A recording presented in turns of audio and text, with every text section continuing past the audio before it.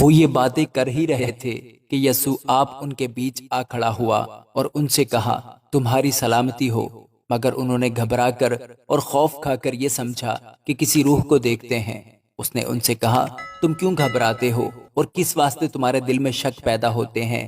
میرے ہاتھ اور میرے پاؤں دیکھو کہ میں ہی ہوں، مجھے چھو کر دیکھو، کیونکہ روح کے گوشت اور ہڈی نہیں ہوتی جیسا مجھ میں دیکھتے ہو۔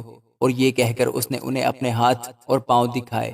جب مارے خوشی کے ان کو یقین نہ آیا اور تعجب کرتے تھے تو اس نے ان سے کہا، کیا یہاں تمہارے پاس کچھ کھانے کو ہے؟ انہوں نے اسے بھنی ہوئی مچھلی کا کتلا دیا، اس نے لے کر ان کے روبرو کھایا۔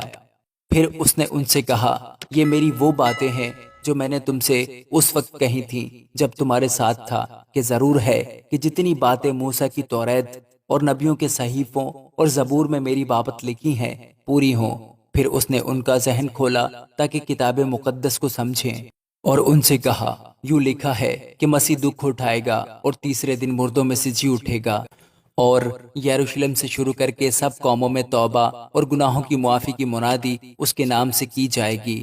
تم ان باتوں کے گواہ ہو، اور دیکھو، جس کا میرے باپ نے وعدہ کیا ہے میں اس کو تم پر نازل کروں گا۔ لیکن جب تک عالم بالا سے تم کو قوت کا لباس نہ ملے، اس شہر میں ٹھہرے رہو۔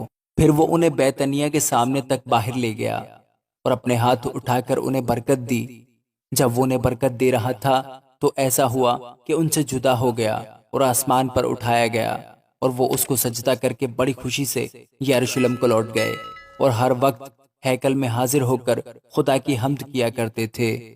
آمین۔